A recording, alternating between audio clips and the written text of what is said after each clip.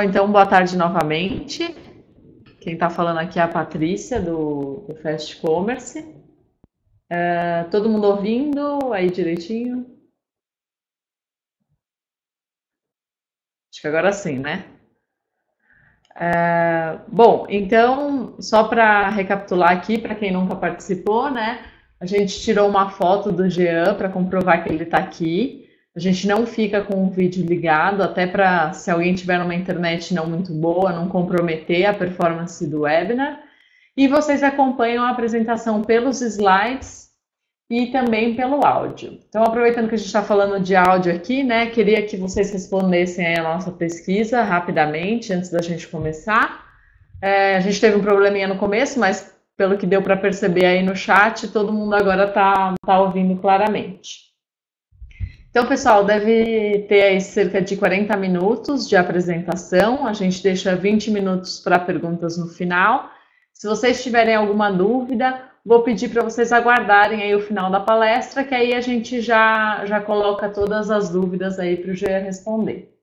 Finalizando a votação aqui, a maioria está ouvindo claramente, algumas pessoas estão sem áudio, mas depois eu coloco aí no chat, né, para saber o que está acontecendo.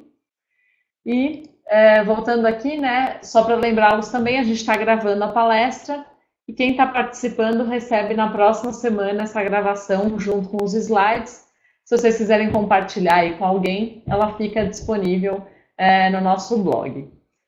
Então, só para apresentar aqui o Jean, né, ele é CEO da Intima Store, uma loja aqui que já tem um bom tempo no Fast Commerce. Então, como ele já está palestrando em alguns eventos, a gente convidou o Jean para dar umas dicas aí para vocês que também têm e-commerce, também estão vendendo pela internet, para ele dar umas dicas com a experiência que ele tem no e-commerce e também, né, o fato dele ter uma loja física e vender também pela internet. Então, com certeza, ele vai dar dicas valiosas aí para o e-commerce de todos vocês. Então, antes de passar a voz para ele, eu queria agradecer a presença do Jean, né, por ter aceitado o nosso convite. Obrigada, Jean, e boa palestra a todos.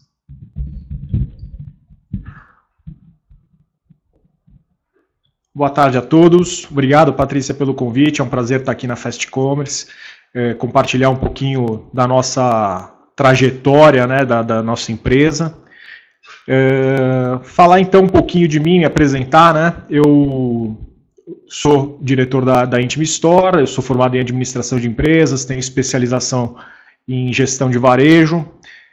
Gosto muito do associativismo, eu acredito muito no associativismo como uma ferramenta de melhoria do mercado e da sociedade. Então eu sou diretor já há quase 9 anos da Associação de Lojistas do Brás, sou também colaborador da ABECOM, Associação Brasileira do Comércio Eletrônico.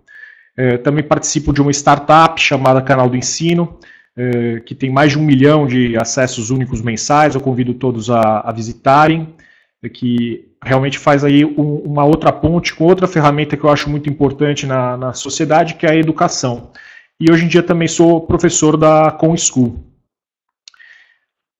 A Intima Store, hoje, ela é formada por 2 lojas físicas, que estão no bairro do Brás. Nós temos a loja virtual e atendemos também com catálogo. O catálogo da Intima Store a gente trabalha através de revendedoras, então a gente tem um trabalho de atacado e varejo, e estamos presentes aí desde 1966, que é quando foi fundada a empresa. Então aqui a carinha do site, que eu acredito que vocês já conheçam, mas o interessante é dizer que a intimastore.com, que hoje, ela começou em 1955, quando o meu pai chegou no Líbano, no Brasil. Ele veio para cá sem recursos, ele veio com 5 irmãos, órfão de pai, chegaram numa cidadezinha pequena no interior de Goiás, chamada Pires do Rio, e lá ele percebeu que ele não teria oportunidade de crescer, de se desenvolver. E na primeira oportunidade que ele teve, quando ele fez 18 anos, ele pegou as poucas economias e veio para São Paulo. E chegou aqui com 2 coisas super importantes para quem quer vencer. Ele não tinha medo de trabalhar e tinha realmente assim dentro dele uma vocação, uma vontade de vencer na vida. E com esses poucos recursos ele conseguiu uma licença para trabalhar na feira e começou em 1960 a trabalhar na feira.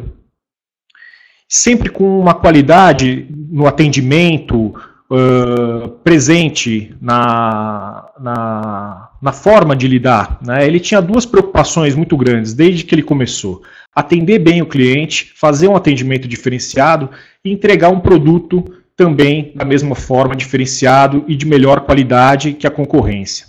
E assim foi, ele acumulou alguns recursos, abriu uma loja de varejo na Rua Silva Bueno, no Ipiranga, depois abriu uma outra loja, e em 1966 ele tomou uma decisão estratégica. Ele resolveu ir para o Brás, ele saiu do Ipiranga e fundou a Confecções Cleutex em 1966, na Rua Maria Marculina 424, onde até hoje nós temos a loja 1 da Intima Store. E aqui eu acho que fica bem evidente que com o mesmo CNPJ a gente atua até hoje. É uma demonstração da lisura da operação desde o início dela, que a gente trabalha ainda com a mesma empresa. Em 1973, meu pai já vinha fabricando 200 mil peças mês. E em 1980 ele toma uma outra decisão estratégica também, onde ele já decide por uma opção, na realidade, visando a qualidade de vida da família e dele mesmo, porque ele estava lidando com tudo aquilo, 200 mil peças, 50 oficinas de costura, dezenas de funcionários. Ele já tinha tentado sociedade com irmão, tinha tentado sociedade com tio, com meu tio, com amigo, com cunhado, não tinha dado certo, então ele estava sobrecarregado e ele decide partir para moda íntima. E aqui é a primeira semente da Intima Store, por assim dizer, né? Então essa é a fase do storytelling, que todo mundo gosta e está em voga hoje em dia. Mas, na realidade, o que está mais em voga hoje em dia é o store doing, que eu acho que começa aqui, que é a minha parte, que a gente começa, então, uma nova fase, em 1997, quando eu e a minha irmã entramos no negócio profissionalmente. Eu digo profissionalmente porque desde os 12 anos eu trabalho aos sábados, todas as férias, pelo menos um mês por férias eu trabalho, e isso está na nossa cultura, né? E a gente conviveu muito com a faculdade que a gente costuma chamar de FABABA, que é a Faculdade Barriga no Balcão, que é uma faculdade que efetivamente ensina muito, e a gente tem que, na realidade, alinhar os ensinamentos acadêmicos com essa prática que a gente vive no dia a dia. Então, em 97, eu estava no terceiro ano da faculdade, com muitas ideias. Em 1995, tinha sido fundado o primeiro e-commerce no Brasil, né? Esse ano, 2015, o e-commerce no Brasil vai fazer 20 anos, ou seja, é um jovem.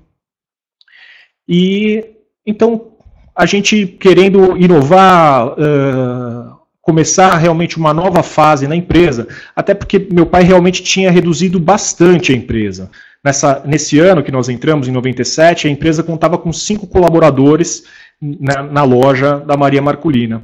Então foi um começo realmente assim, começar do início e aprendendo, no aprendizado. Então a gente começou a informatizar a gestão, tivemos então a ideia de fazer um catálogo físico, de forma a conseguir captar clientes que eventualmente não estavam mais vindo ao Brás. A ideia era justamente essa, ir até eles e usar um elemento físico para isso, que seria o catálogo. A ideia logo surgiu de ter um catálogo virtual, no caso, um site institucional com essas fotos que pudesse ser um catálogo renovável, além para apoiar o catálogo físico. E daí para uma loja virtual era um passo, né? Mas, antes disso, a gente fez um site tirador de pedidos, que os clientes, eles na realidade anotavam os pedidos, enviavam para a gente esses pedidos e a gente fazia o envio. Nessa época tem até uma curiosidade, que era a forma como a gente fazia a cobrança no cartão de crédito, né? Um gateway de pagamento aí da época das cavernas, que a gente mandava uma autorização para os clientes preencherem, com uma autorização para débito no cartão de crédito. E os clientes tinham que preencher tudo, enviar cópia do cartão, frente e verso, cópia dos documentos, enfim, como se fala, uma taxa de conversão excelente, né? E no fim, na hora das contas, em 2006, a gente resolveu então assumir e contratamos a Fast Commerce, justamente em 2006, e iniciamos a operação já como uma loja virtual, muito focada no atacado, é verdade, ela funcionava muito mais voltada ao atendimento dos clientes que já eram da loja, mas já era uma loja virtual. E na realidade todo esse crescimento ele foi sendo orgânico, a gente foi aprendendo realmente no dia a dia, na prática, cada cargo que se abria era um aprendizado, e nessa época, em 2010, ainda em 2006, a gente tinha confecção. Então imaginem, confecção, loja virtual, loja de atacado e varejo, atendimento ao catálogo, tudo isso numa loja de 400 metros quadrados no Brás, né? Era uma loucura, e aí a gente decide ampliar. A gente, em 2010, abre a loja 2, que no início era um showroom para nossa marca própria de confecção, e amplia a confecção, ou seja, a gente abre esse prédio focando na confecção. Mas em 2012 foi um momento importante da empresa, onde eu e a Patrícia a gente resolve sentar para discutir o planejamento estratégico de fato, né? E a gente sente a necessidade disso e resolve colocar isso no papel. Embora a coisa já estivesse de alguma maneira pré-formatada, até pela idade da empresa, foi um momento importante. E aqui eu deixo a primeira dica. Na realidade, a primeira dica eu já tinha dado, valorize a sua experiência e história de vida, né? Isso que é um momento contada a história da empresa, eu considero que é muito importante a gente valorizar a nossa experiência. Às vezes, trabalhar com o que a gente conhece, com o que a gente vive, é muito melhor, né? E nessa, então, decisão de estruturar o planejamento estratégico, algumas coisas para nós já eram um pouco claras, como os valores da empresa. A ética, a dedicação ao negócio, o respeito às pessoas e a busca pela excelência. Isso estava no DNA da empresa, desde a fundação dela, pelo meu pai. E a gente, então, isso foi um momento fácil. O difícil, embora já estivesse, de alguma maneira, subentendido, tentem. Colocar missão e visão no papel é mais difícil do que parece, mas é muito importante. E aí a gente definiu valorizar a autoestima e a beleza natural das pessoas em cada fase de suas vidas.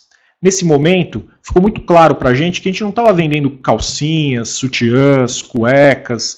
Nós estávamos vendendo a oportunidade das pessoas valorizarem suas autoestimas, a sua autoestima, a sua beleza natural, através dos produtos ou mesmo da interação que elas teriam com a Intim Store.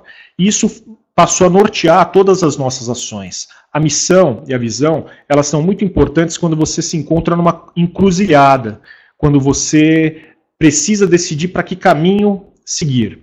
E isso é o norteador. Se você tem a missão e a visão e os seus valores bem definidos, com certeza vai te orientar na hora de uma tomada de decisão.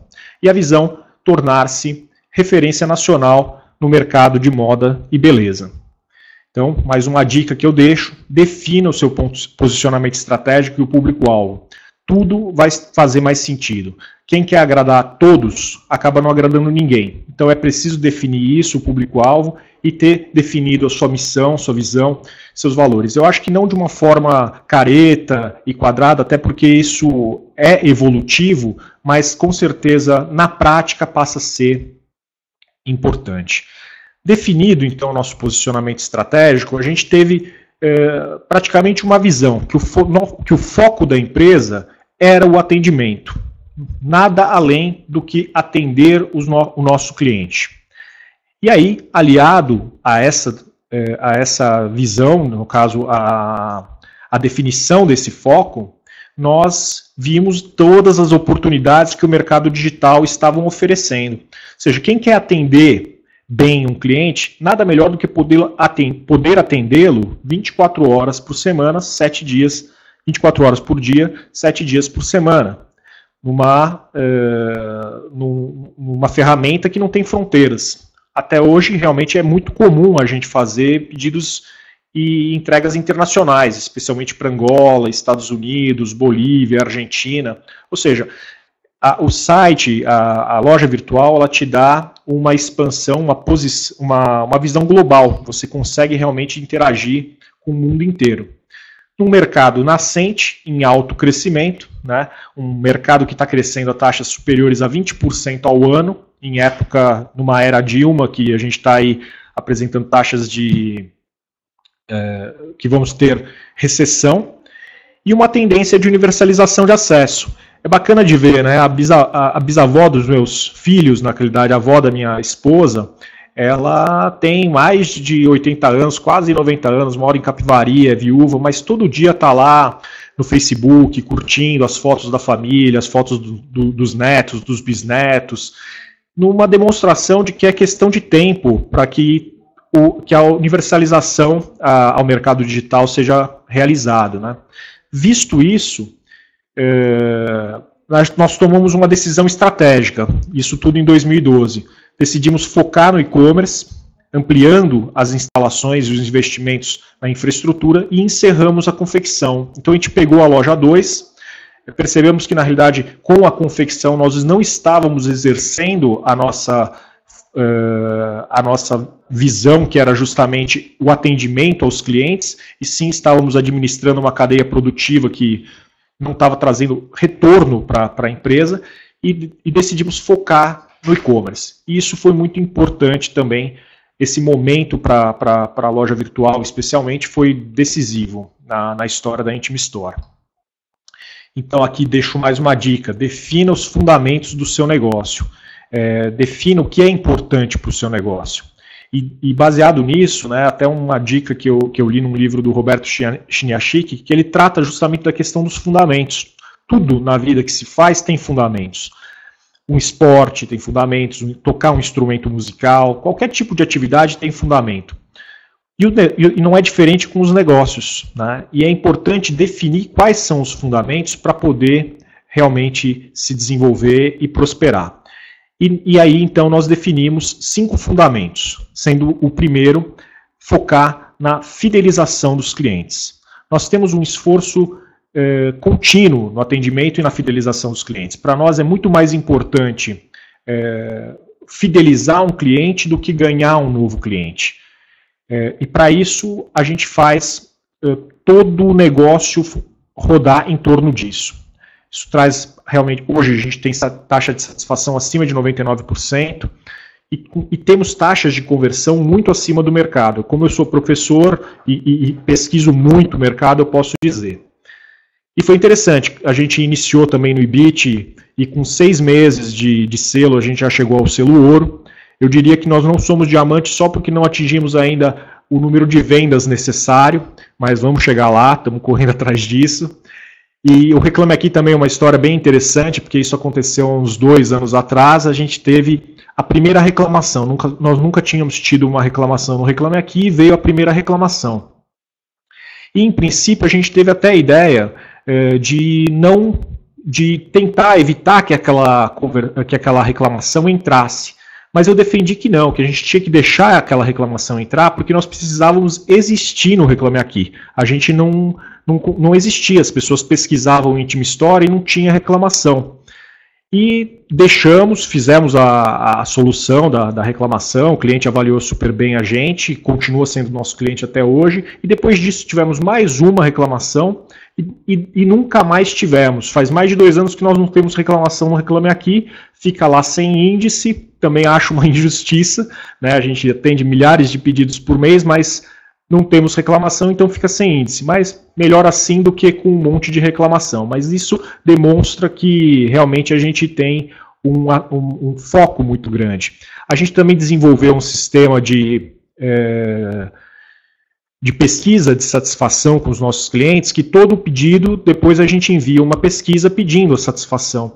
E a gente tem um campo lá para declaração do cliente. E a gente não dá nada em troca disso, até para que realmente seja bem espontâneo, bem honesto, bem sem nenhuma indução algum tipo de depoimento por causa de um brinde ou coisa assim.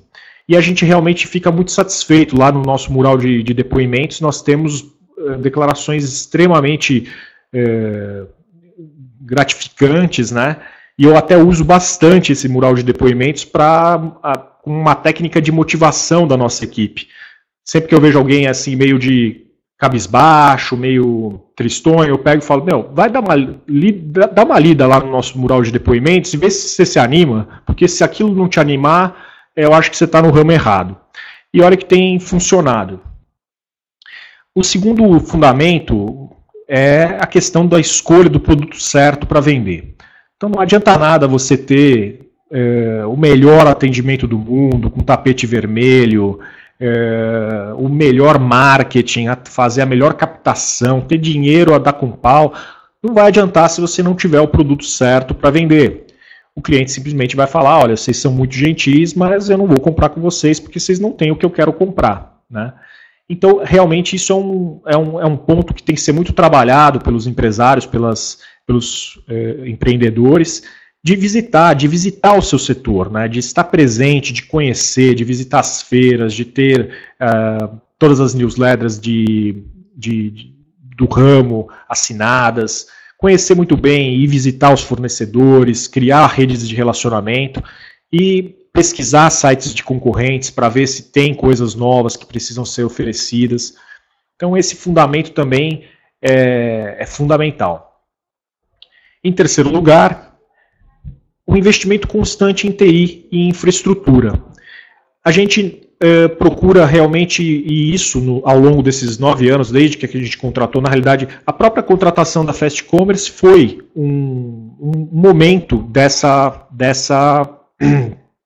construção, né, buscando evoluções. E a gente tem realmente um trabalho de TI por trás que eu faço junto a um amigo, antes de mais nada, que é hoje nosso consultor de TI, o José Batista, que é excelente porque a gente vai fazendo ajustes dentro do site, do sistema, para garantir que os nossos produtos estejam disponíveis quando eles são vendidos. Hoje a gente trabalha com estoque único, tanto para a loja física quanto para a loja virtual. Mas através desse sistema que foi desenvolvido, a gente consegue garantir taxas irrisórias de ruptura, né? E com isso garantir a satisfação do cliente. E isso só é feito através de investimentos em TI e infraestrutura.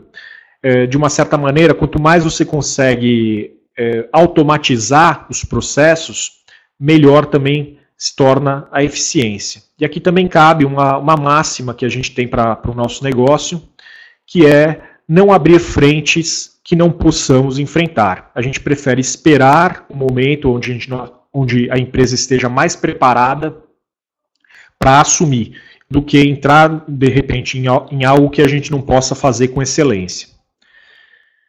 O quarto fundamento, excelência na logística. A gente entende que não existe um bom e-commerce que não seja excelente na logística. É óbvio que a gente tem a logística interna, que está totalmente sob nossa responsabilidade, e aí cabe realmente o esforço completo do empreendedor, do empresário em torno disso, da equipe em torno disso, mas temos também um parceiro logístico, que hoje a gente trabalha 100% com os Correios, que aí realmente é um desafio muito grande, né? Porque tem os seus problemas, mas a gente tenta contornar de alguma maneira, através, assim, tentando ser o mais transparente com o cliente. Então eu tento não enganar o cliente. De que maneira? Eu prefiro dizer que eu vou entregar com 3 dias se eu planejo entregar em 1. Eu prefiro dizer que eu vou entregar em 7 dias se eu planejo entregar em 4, em 3. Porque isso surpreender o cliente e faz com que ele sinta-se mais satisfeito. 60% dos nossos depoimentos tratam da questão da entrega antes do prazo.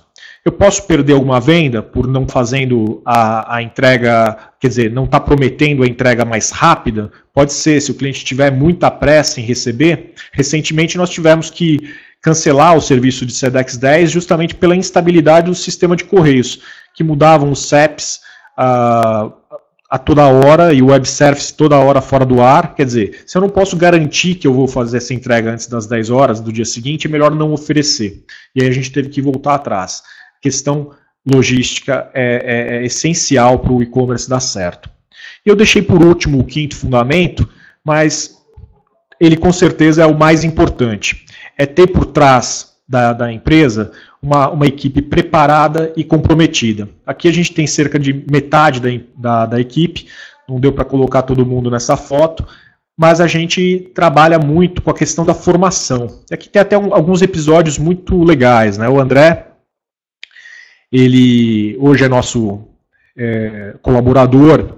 Na época, em 2012, ele era cortador da confecção. E eu cheguei para ele e falei assim, olha, André, a gente tem uma notícia para você. Não vou te falar se é boa ou ruim, mas a gente vai desativar a confecção. Com certeza passou pela cabeça dele. Puxa, dancei, né? Eu falei, mas eu tenho uma notícia boa para você, que é o seguinte, a gente não está interessado no André cortador. A gente está interessado no André colaborador comprometido e profissional que você é, e eficiente que você é. E se você estiver conosco, a gente quer que você se torne o nosso chefe da logística. E ele está conosco até hoje. Ana Cláudia, que entrou como assistente no caso, atendente de e-commerce, desde lá de trás, em 2012, hoje é a nossa coordenadora de e-commerce. Lembrando que, né, lá atrás, em 97, quando eu e a Patrícia, minha irmã, entramos na empresa, nós tínhamos 5 colaboradores, né? Na realidade era uma caixa e 4 balconistas. Então daqui para frente, poxa, estamos falando em coordenadora de e-commerce, chefe da logística, assistente de cadastro de produtos, e aí vai por todos esses cargos. Tudo isso foi uma aprendizagem que foi feita realmente com estudo, com pesquisa, com visita em campo, com cursos. E isso é essencial para o empreendedor que realmente quer crescer e fazer um crescimento orgânico. Nós nunca recebemos aporte. Outra coisa que a gente faz muito é usar jovens aprendizes. Dentro da nossa equipe, nós temos jovens que começaram com 16, 17 anos, justamente do ensino médio, e que, por exemplo, hoje são auxiliares de marketing, são assistentes de cadastro de produto e que estão crescendo dentro da estrutura da empresa e junto com a empresa. E por fim, o mercado ele realmente reserva muitos desafios.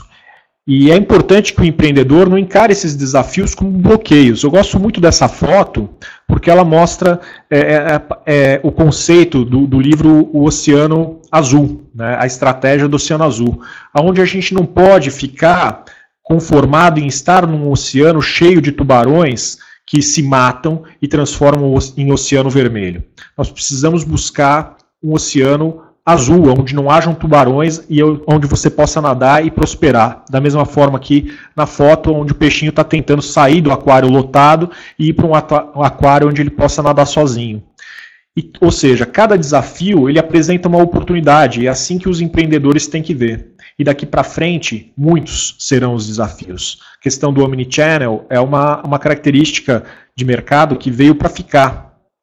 A integração, na realidade o cliente hoje ele não quer saber se ele está comprando numa loja virtual, se ele está comprando no celular, se ele está numa loja física, se ele está num quiosque, num shopping. Ele quer ser atendido se ele está numa rede social, no Facebook ou qualquer coisa.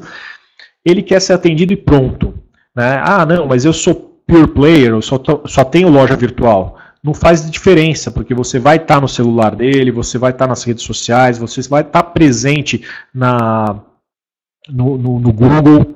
E hoje em dia, né, a distância de qualquer coisa a qualquer um é o Google. E se você não estiver bem preparado para isso, você vai ser engolido. Questão mobile, né? Hoje em dia eu fechei o ano de 2013 com 8% de acessos mobile. E hoje, em 2014, na realidade 31 de dezembro de 2014, a gente fechou o ano com 25% dos acessos aos sites vindo via mobile. A questão do responsivo, das telas, são fundamentais. Se vocês forem ver, o meu site ainda não é responsivo, puxão de orelha para mim, mas já estamos preparando. e realmente veio para ficar, será a primeira tela do brasileiro. Hoje 1 em cada 3 brasileiros já tem smartphone, e hoje o brasileiro ele opta em comprar um bom smartphone a ter um computador em casa. E isso é a demonstração do quanto que essa telinha pequenininha vai fazer diferença nos próximos anos. As questões de legislação, né? A gente vive num país complicado, que muitas vezes parece que a legislação ela vem mais para complicar do que para simplificar, né? Como é a lei da entrega com hora marcada. E o Brasil tem esses fenômenos que só acontece aqui, onde leis não pegam, né? Mas, poxa, se você quer se você, consumidor, quer uma loja que te entregue com hora marcada, você vai procurar justamente uma loja que te ofereça isso. Você não pode obrigar toda uma indústria a fazer entregas com hora marcada, né?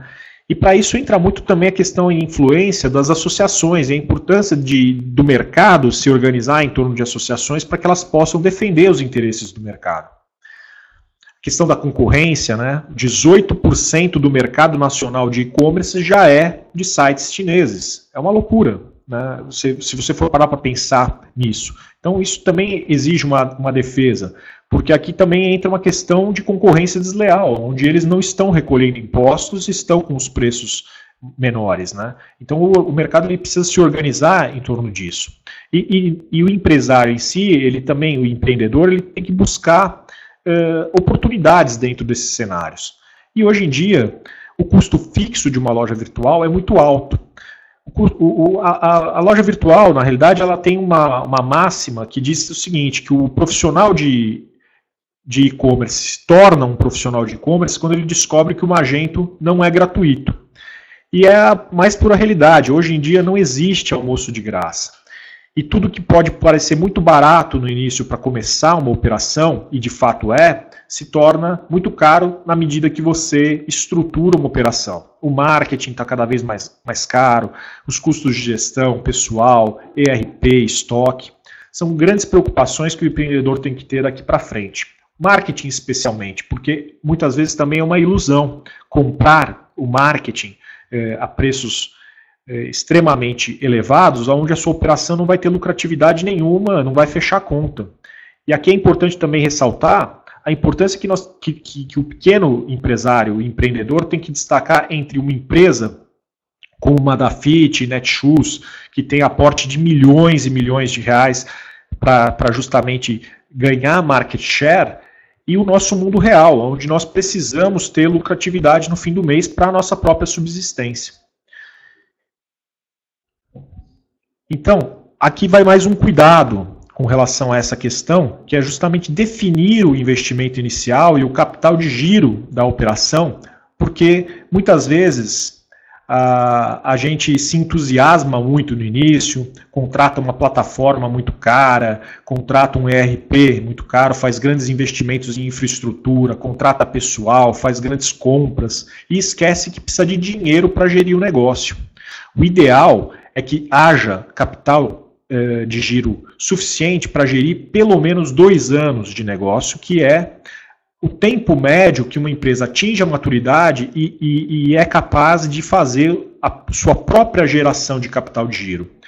Não é à toa que o Sebrae aponta que 80% das empresas que abrem, especialmente no e-commerce, fecham antes de 2 anos, sendo que o principal motivo é esse: acaba o dinheiro e as pessoas ou começam a se endividar e entram numa ciranda de dívidas que acaba com o próprio negócio, ou simplesmente acaba o dinheiro, não consegue mais renovar uma vitrine, não consegue mais comprar um produto, uma novidade para colocar no site e, consequentemente, o negócio desmorona. Uma boa ideia vai se tornando. Então, às vezes vale mais você fazer um investimento inicial bem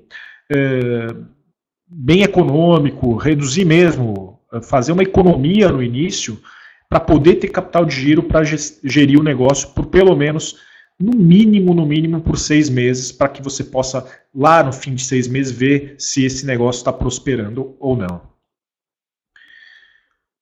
Aqui também vai algumas dicas com relação a explorar o nosso próprio potencial. Lembrar que existe um mundo offline, que o mundo não se... Quando a gente abre uma loja virtual, a gente não pode ter ilusão que o mundo físico não faz influência, que não tem a menor força. Muito pelo contrário, o mundo físico ele pode alavancar muito a sua loja virtual. Então você tem que usar bastante a sua própria rede de relacionamentos, andar com cartões por onde quer que você vá, distribuir cartão até para o trocador do ônibus, porque é assim que você vai divulgar o teu negócio. Utilizar estratégias offline. Então, no nosso caso, a gente costuma fazer parceria com salão de beleza, fazer parceria com blogueiras de outros sites, ou mesmo, no caso de offline, a gente faz salão de beleza, a gente faz barbearia quando é para homem. Temos que... É necessário pensar em estratégias, porque é muito mais barato, às vezes, do que fazer o marketing online. O SEO é outra coisa essencial, caprichar na descrição dos produtos, nas fotos, nos vídeos, tudo isso é essencial para ir com o tempo se tornando cada vez mais detectável pelos mecanismos de busca, mas tudo isso tem que ser feito, obviamente, com qualidade para que seja bem avaliado.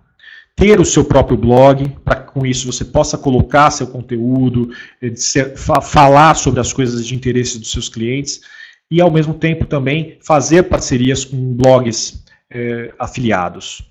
Utilizar o SEM, mas sendo muito criterioso para ser assertivo. Lembrando que abusar na compra de mídia pode ser perigoso para o seu negócio. E focar a fidelização do cliente. Mais vale um cliente que retorna do que um novo cliente.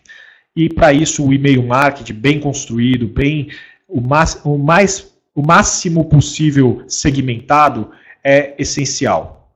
É muito importante. E explorar o calendário comercial. O conceito fast fashion, que é um conceito que vem do mundo da moda, ele tem que ser emprestado por qualquer tipo de negócio, quando se fala em calendário comercial. Então, explorar as datas comerciais, Natal, Dia das Mães, namorados, pais, lançamentos de coleção, no caso de moda, que são as estações do ano, outono, inverno, primavera, verão, participar da Black Friday, do Dia do Consumidor, Dia do Frete Grátis.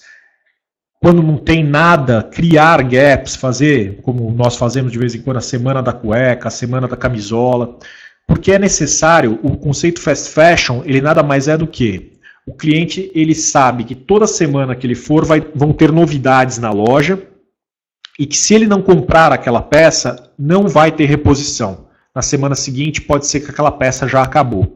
Isso gera um impulso de compra e um impulso de visitar a loja toda semana, né? E é esse o conceito de uma Zara, de uma Forever 21. Então a gente tem que emprestar esse conceito na questão de explorar o calendário comercial das nossas lojas virtuais. Toda semana o cliente tem que sentir que é o momento dele fazer a compra. Tanto que eu, particularmente, não faço divulgação prévia do Black Friday, porque eu entendo que o cliente ele vai esperar a Black Friday para comprar. Então eu, particularmente, deixo para fazer o Black Friday no dia, ou no máximo na semana da Black Friday, porque se você criar a expectativa do Black Friday, o cliente pode entender que aquele momento antes da Black Friday não é o momento certo de fazer a compra. E aí você perde vendas. Então é criar, em cada visita que o cliente fizer, a sensação de que aquele é o momento certo dele fazer a compra. E é isso, gente.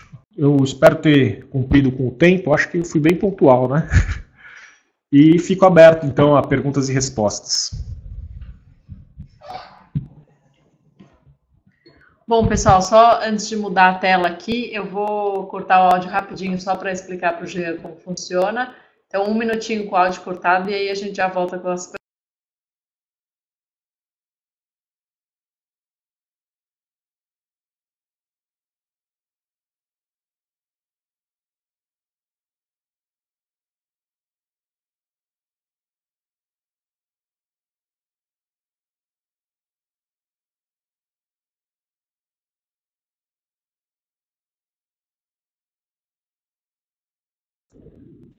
Bom, pessoal, então a gente vai começar aqui com as perguntas.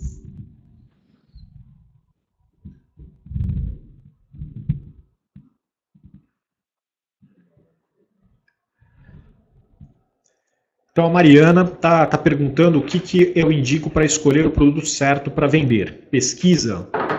Sim, primeiro eu acredito o seguinte, se a gente, o mercado que nós trabalhamos, nós temos que nos tornar experts, né? O empreendedor, o empresário, ele tem que realmente aprender muito sobre o mercado em que ele atua.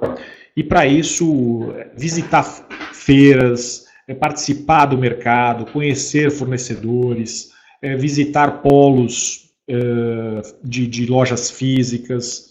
Eu não sei exatamente qual o produto que você trabalha, Mariana, mas basicamente cada setor tem muito bem organizado um mercado, é participar desse mercado, buscar informações nas associações, procurar informações nas grandes empresas que atuam nesse mercado. E a pesquisa junto ao cliente também é fundamental. Se você já tem uma base de clientes, é importante ver, né? A gente lá na loja, a gente tem também essa pesquisa junto aos clientes. A gente pergunta se não achou algum produto, se achou, se tem alguma marca. A gente é multimarca, se tem alguma marca que esse cliente está procurando, de forma a ir melhorando cada vez mais a oferta dos produtos. Tony pergunta sobre os meios de pagamento do site, se eles influenciam na finalização da venda. É um diferencial ter muitas opções de pagamento? Eu não diria que é ter muitas opções de pagamento. Eu acho que a gente nunca trabalhamos, por exemplo, com uma carteira digital, como PagSeguro, como Mercado Pago. Nós nunca trabalhamos. Mas no momento que a gente implantou o checkout transparente, a gente ganhou uma conversão muito grande, porque antes nós trabalhávamos com um checkout que saía do ambiente da loja. Porém, para um site, ainda assim, nós sempre tivemos a loja física para endossar o negócio, né? No sentido de que dá mais credibilidade, e sempre tivemos também o tempo do nosso CNPJ, que hoje tem 48 anos. Então, tudo isso também sempre ajudou. Mas agora, recentemente, a gente está pensando sim em colocar uma carteira digital, ou um PayPal, ou um PagSeguro, para também agregar mais credibilidade, porque o cliente realmente ele sente que quando tem uma carteira digital, o site é mais confiável, isso existe. Então, eu não diria ter muitas opções, é ter poucas opções, mas bem assertivas. Então, Michel Soares fala, boa tarde, você cita que a loja virtual veio após o sucesso da loja física. Agora lhe pergunto, como alcançar o sucesso partindo somente de uma loja virtual? Em 2012, a gente rompe com a questão da loja física. A gente vai buscar um mercado novo.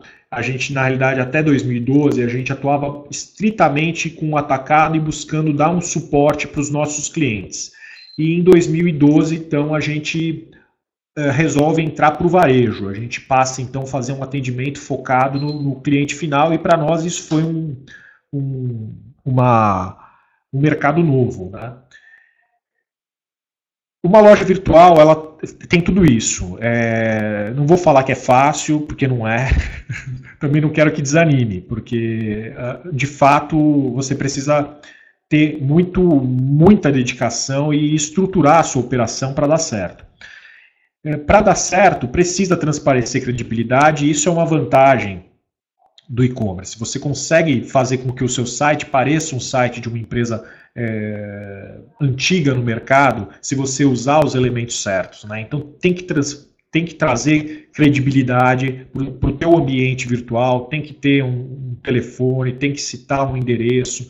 Hoje em dia, o que mais o cliente faz é pegar o endereço na barra do site, que hoje é obrigatório por lei, e procurar no Google, ver o que aparece lá. E por mais que seja assim, é fato que se ele vê que é um estabelecimento esquisito, uma casa e tudo mais, ele vai desconfiar. Então você tem que trazer elementos que possam realmente mostrar que ele confia. Captação de clientes é fundamental. E aí são todos os fundamentos que você vai ter que estruturar para ir buscando um canal. buscar nicho, né? Eu acho que hoje partir de uma loja virtual nova, querendo enfrentar os grandes, é perda de tempo. Você tem que buscar nichos de mercado. Vale a referência do livro A Cauda Longa, do Chris Anderson, que fala e trata justamente disso, né? De você buscar os produtos que são menos buscados, porém menos explorados pelas lojas virtuais. Como colocar, a Érica pergunta, como colocar o senso de urgência no cliente para que ele tenha a sensação de que quando voltar no site, aquele produto pode não estar mais disponível? Eu não diria não estar mais disponível, eu diria que ele tem que sentir que é o momento certo dele comprar, seja pela oferta, seja pela disponibilidade que você gerou nele.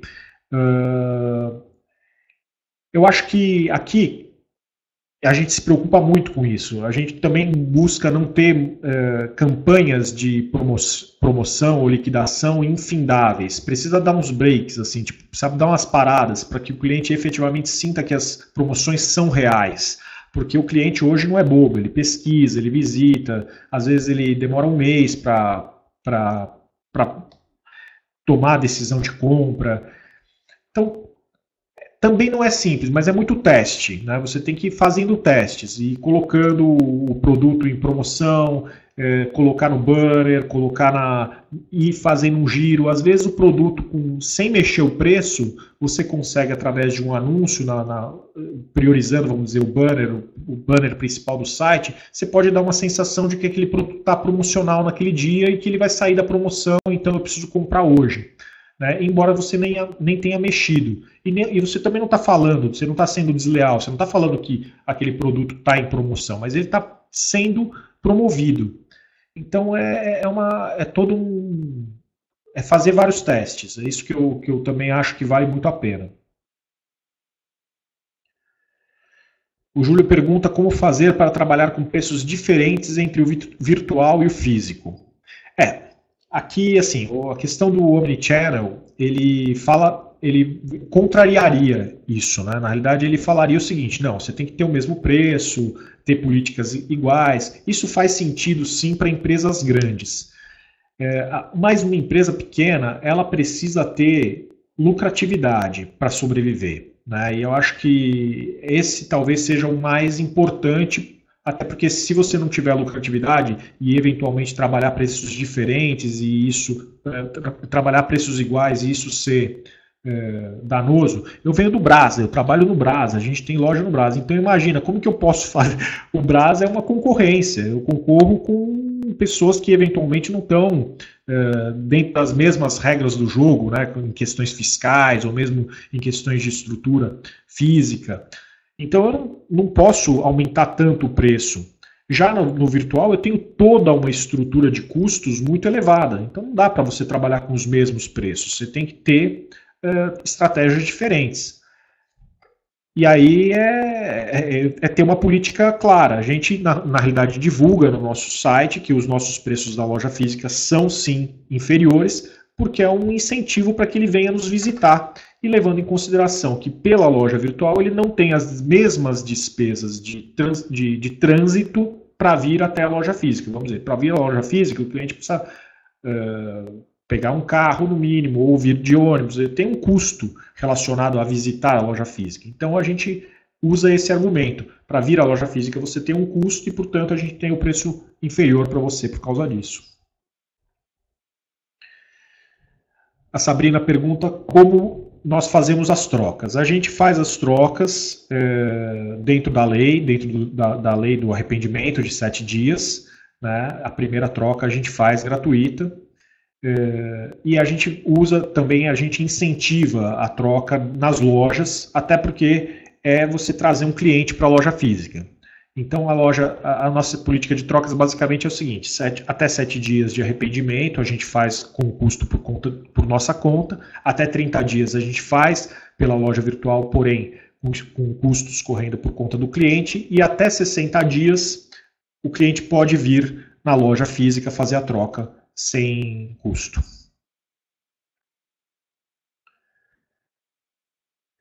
Amanda pergunta: como você reuniu todas as informações e pôs em prática as soluções? É vivendo o dia a dia. Realmente assim, Amanda, não tem uma receita do bolo. Essa semana nós tomamos um golpe de um boleto que foi pago com um cheque cancelado. Porra, 9 anos de empresa, primeira vez nós tomamos esse golpe. Doeu pra caramba, mas a gente aprendeu e estamos corrigindo. Então não tem uma receita do bolo. A gente procura sim estudar muito, se antecipar os problemas, fazer tudo o que for necessário para antecipar. Mas a gente põe em prática, as soluções que a gente põe em prática é muito no aprendizado e na pesquisa. Você investe no Facebook em mídias patrocinadas? Vale a pena? Pergunta o Edson. Sim, a gente investe em Facebook, a gente investe em Google AdWords, mas vale a pena porque a gente tem também por missão não só a captação daquela venda especificamente, mas a gente tem também a intenção de consolidar a marca. Então sim, vale a pena. O crescimento que a gente vem tendo demonstra que as ações estão tendo bons resultados ao longo do tempo, porque isso é uma coisa, hoje a mídia é cara. Se você for fazer uma análise imediatista, você vai chegar à conclusão que aquilo não é lucrativo para a empresa e que está dando prejuízo, e você eventualmente vai tomar uma decisão de parar. Mas não é assim que a gente encara, a gente vai fazendo o investimento, porque tem essa intenção realmente de gerar um share of mind, né, de estar presente na mente dos clientes. O Michel Soares pergunta se a venda de lingerie offline é de fato mais recomendada que online. Olha, a lingerie, né, na realidade a moda é muito curioso, né, porque 15 anos atrás, se você fosse dizer que a moda seria a categoria mais vendida do online, muita gente iria dar risada na sua cara. Ia falar, mas você está louco? Como assim, né? As pessoas querem provar, elas querem sentir o tecido, elas querem conhecer antes de comprar, né? Então, moda não vai fazer sucesso nunca. E hoje é a categoria mais vendida do e-commerce, com 18% do mercado. Portanto, a lingerie também. Ela tem essa fama de que as mulheres preferem.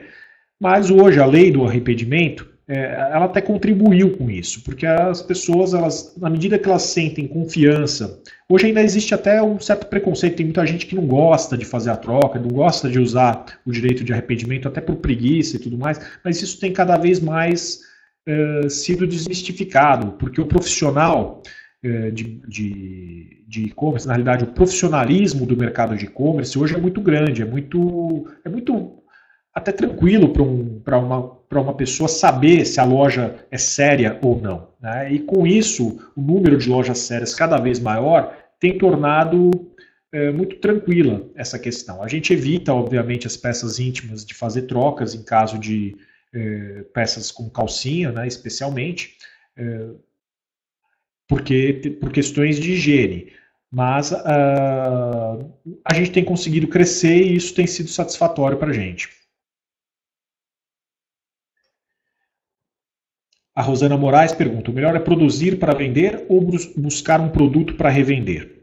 A gente produziu para vender, a Lunacore é uma marca nossa, a gente sempre confeccionou ela, e em 2012 nós decidimos parar de confeccionar, porque nós entendemos que a energia e toda a dedicação que nós tínhamos para a produção não compensava a diferença de preço. É óbvio que se você produzir, você terá que ter, pelo menos, né, tem que buscar ter uma lucratividade maior, ganhar, vamos dizer, a margem que a indústria tem.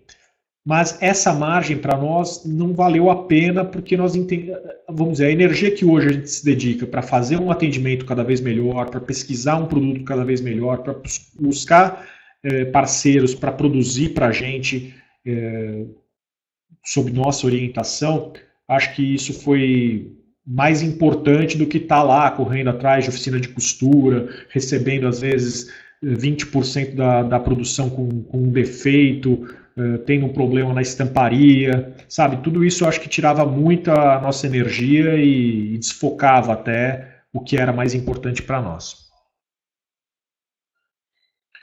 O Nelson Stabile pergunta como você vê o futuro do e-commerce com essa competitividade crescente e margens comprimidas. E com relação aos sites chineses que você comentou, acredita que vai ficar mais difícil para as empresas nacionais? O e-commerce, ele tem que, eu acho que nós temos que buscar realmente valor agregado. Em que sentido? Vender algo que os outros não vendem. Eu vejo muito mais futuro nas marcas próprias que nós temos do que na revenda de multimarcas, onde a qualquer hora pode entrar alguém vendendo esse produto mais barato e aí você realmente fica numa questão de margens, numa luta de margens que se transforma num oceano vermelho que você só sai machucado disso.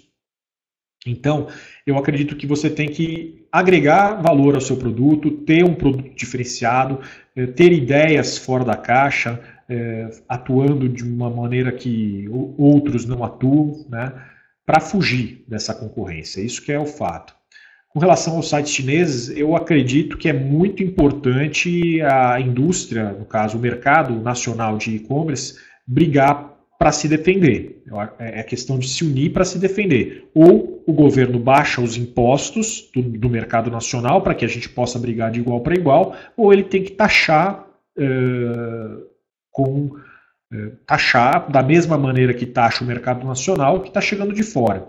Porque o que está chegando de fora está chegando de uma maneira irregular, aquilo que vem sem taxação, por uma questão de falta de estrutura da Receita Federal, das alfândegas. Então, não sei se vocês lembram, aquelas operações padrão da Polícia Federal. Na realidade, a operação padrão da Polícia Federal é fazer o trabalho que eles tinham que fazer todo dia. Eles entram em operação padrão. Estamos fazendo o que nós tínhamos que fazer todo dia. Por quê? Porque falta pessoal para fazer o que precisa ser feito todo dia. E aí, ou você realmente baixa os impostos nacional, diminuindo o tamanho do governo, e com isso você ganha competitividade, passa a concorrer de igual para igual com qualquer um, ou tem que igualar as condições, né? Então, eu acho que é uma questão de brigar realmente para que as coisas sejam mais sérias. A Eliana coloca, você acredita que tenha um mínimo para investir em marketing? É difícil, Eliana, falar de um mínimo. É bom que você tenha realmente, assim, dentro da sua estrutura de custos, dentro da sua composição de preços, dentro do seu demonstrativo de resultados, que você consiga dedicar uma parte do seu faturamento para o marketing. É importante captação de clientes, especialmente se o negócio é novo, né? Se ele é novo, você depende de captar novos clientes para isso. E aí eu diria que pelo menos para um negócio vingar de uns 5 a 10% do faturamento dedicado ao marketing. O Luiz Antônio diz, você divide em 2 setores para tratar pedidos. Pergunta, você divide em 2 setores para tratar pedidos? Vendedores para novas vendas e atendimento receptivo para tratamento de pedidos que são processados diretamente pela loja? Sim, a gente tem, na realidade, a estrutura do e-commerce totalmente separada da estrutura da loja física. Então, hoje a loja física, embora eles estejam no mesmo prédio, ela funciona no térreo e os outros andares é totalmente dedicado à loja virtual. Embora o estoque abasteça também a loja física. Então, a parte de loja física funciona independente, a loja virtual tem toda uma equipe dedicada somente a ela. A Jaqueline diz que está começando um e-commerce e para ela a parte mais delicada de um negócio virtual é o suporte ao cliente. Gostaria de saber como foi para você escolher a equipe que trabalha hoje em seu suporte. Comecei eu fazendo suporte, né, ao cliente e com o tempo eu coloquei uma pessoa, então quer dizer, eu diria o seguinte, eu não reclamo da minha equipe, muito pelo contrário. Eu acho que ela é totalmente minha responsabilidade. Eu fico, assim, bobo de ver um empresário reclamando do funcionário, porque, poxa, mas não foi você que escolheu o funcionário? Então, eu tenho também uma coisa que eu aprendi, que é a seguinte: se você tem que demorar para contratar, fazer entrevista, perguntar, olhar no olho, criar técnicas para conseguir identificar se aquela pessoa tem paciência ou se não tem, se ela tem jeito para lidar, se ela é comprometida, se ela vai brigar mais pela empresa ou pelo próprio cliente. Tudo isso você tem que tentar, no momento da contratação, identificar. Ou seja, a gente demora bastante para escolher um profissional para trabalhar conosco. Mas quando eu identifico, já dentro da operação, que aquela pessoa não tem o perfil, eu demito rápido. Porque você não pode criar também um vício. E dentro dessa filosofia, as coisas vão encaminhando o teu negócio para uma seleção natural, por assim dizer, de pessoas comprometidas, envolvidas, querendo melhor, querendo atender bem o cliente. Então eu acho isso. Demore para contratar e demita rápido, se for o caso. O Sandro Dias diz: o CEO da empresa que trabalha era líder na loja física e ele quer colocar os mesmos padrões na loja virtual. Identificamos que isso não está dando resultado e ele não quer mudar os padrões. Como auxiliá-lo para que ele entenda? Eu acho que contra fatos não há argumentos, né? O problema é quando a outra parte não quer ouvir os fatos e nem discutir os argumentos. Então, é tentar, através de índices de desempenho, ou mesmo convencê-lo. Olha, vamos fazer um teste, vamos tentar fazer durante 2 semanas, 1 mês, modificar esse padrão, vamos ver, começar a identificar. Porque é complicado, né? No caso, um CEO que não quer, não tenha uma flexibilidade, ele tem que mostrar também os resultados. Eu acho que, por outro lado, tem esse outro aspecto. Não é tudo que minha equipe me traz que eu aceito. Mas, por outro lado, eu me sinto um pouco na obrigação de provar que o que eu bati o pé funcionou. E não por uma questão de brio, por uma questão como fala, arrogância nem nada, mas por uma questão prática, até para falar, ó, gente, legal, vocês estão achando isso, por quê? Outra coisa, eu dou uma abertura muito grande para que eles realmente se posicionem, tragam novas ideias, e nesse processo é muito importante você não cercear isso, né? Toda vez que um colaborador seu chegar com uma ideia e você falar, não é isso, não é isso, você vai acabar com a iniciativa dele, né? Então eu acho que tem que ser uma via de mãos duplas. Aí talvez o CEO passando por um processo de rever alguns conceitos, aí trabalhar com algum tipo de consultoria também às vezes ajuda, né? Mas da tua parte eu acho que vale a pena você sugerir a ele fazer testes para ir tentando mudar a opinião dele. E outra coisa, Sandro, eu acho que é legal você fazer com que ele ache que a ideia foi dele. Costuma funcionar. Eros, na sua opinião, qual dessas redes não pode ficar de fora para que a empresa tenha um bom relacionamento com os clientes? Instagram, Facebook ou YouTube? Eros, depende muito do seu mercado. Por exemplo, moda classe A, B, só funciona mesmo o Instagram. O Instagram traz resultados super bons.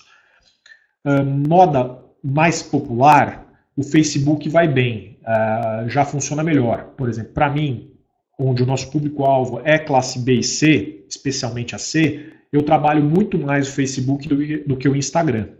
YouTube é futuro, né? A pesquisa, hoje o YouTube é o segundo canal de pesquisa do mercado. O primeiro é o Google e o segundo é o YouTube. E é futuro, realmente vai ter muita busca e dependendo da sua capacidade de gerar vídeos, é bem interessante utilizar. E aí eu já diria que tanto faz, tanto para um quanto para o outro. Eu só diria o seguinte, cuidado com a qualidade do vídeo. porque também se não for uma qualidade legal, no mínimo autêntica, autêntica eu quero dizer o seguinte, é algo simples, porém cool. Porque se ficar uma coisa tosca, vai jogar contra o teu negócio.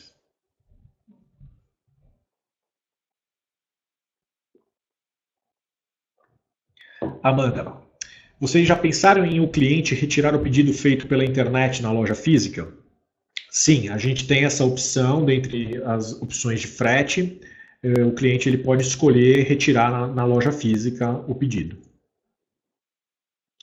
Nilson, tenho um e-commerce de semijoias há 1 ano e a grande dificuldade que tenho é justamente fazer a conversão de vendas. Qual o método para converter as vendas dos visitantes?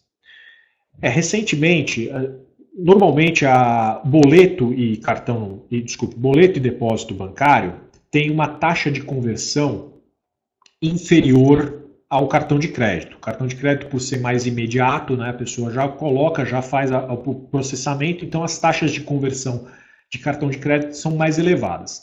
E a gente tinha um gap com essa questão do depósito do boleto bancário. E a nossa opção, nesse caso, foi passar a ligar ativamente para todos os clientes que deixassem de pagar ou de fazer o depósito. Cobrando o pagamento? Não, de jeito nenhum. Oferecer, perguntando se tinha alguma dúvida, se queria que emitisse uma segunda via do boleto, simplesmente se colocando à disposição para melhor atendê-lo. E isso aumentou bastante a conversão desses pagamentos. Então, de alguma maneira, eu diria isso, é aumentar o contato com o cliente, mas nunca de uma maneira invasiva, né? Como um vendedor chato de uma loja querendo te obrigar ou pedir, não, mas por que você não comprou? Compra lá, não, poxa, paga o boleto. Não, de maneira alguma, você tem que dar, prestar, oferecer talvez outras opções. Aí vale também a leitura de um livro muito legal, que é A Satisfação Garantida, do Tony Hsieh, que é o fundador das Zappos, né? Onde eles focam realmente no atendimento do cliente. É o que ele fala. Nós temos um padrão de atendimento tão apurado, e eles contam até uma brincadeira. Ó, liga lá no saque das Zappos e pede para eles uma pizza. E fizeram isso. No livro ele conta esse caso. E a atendente das Zappos voltou com o telefone da pizzaria para ele. Ó, é aqui, pode ligar. Ou seja, o foco dela é atender bem o cliente, é resolver o problema dele, do cliente. E não simplesmente vender, é criar um relacionamento. O mais importante é a recompra, não é a primeira compra. E isso que eu acho que você tem que ir criando com o teu cliente. A Vera Francosa, você tem alguma dica essencial para os que estão começando no negócio de venda online? Eu acho que eu reforçaria as dicas que eu dei, né? Em primeiro lugar, a escolha do produto certo. Né? Nada vai funcionar se você não tiver o produto certo para vender. Focar no marketing, sim, mas com cuidado para que a operação não fique comprometida em sua lucratividade em função do marketing. Escolha um nicho de mercado. Né? Para começar, não adianta você atacar algo que já esteja muito explorado. Busque um nicho e busque realmente algo que possa ser inovador. Cuidado com o capital de giro e com o investimento. Acho que essa também é uma dica fundamental. Você tem que definir muito bem qual é o teu investimento possível, não sonhar, né? Porque às vezes o pessoal fala, não, mas olha, a ideia é excelente, eu vou começar o negócio e o dinheiro vai surgir porque alguém vai gostar da ideia.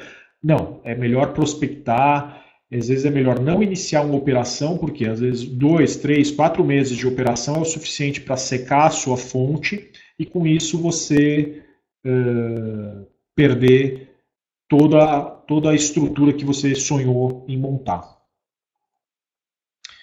Gente, queria agradecer bastante a interação. Espero que vocês tenham aproveitado. Eu deixo aí meus contatos. Quem quiser entrar em contato comigo, com certeza eu vou demorar só uma semana para responder. Brincadeira, eu vou tentar responder o mais rápido possível, tá bom? Muito obrigado. Legal, obrigada, Jean, novamente pela palestra. Bom, pessoal, então a gente tentou aí, como tinha muita pergunta, eu tentei colocar pelo menos uma de cada pessoa, né, para não ficar injusto, que o nosso tempo até extrapolou um pouquinho.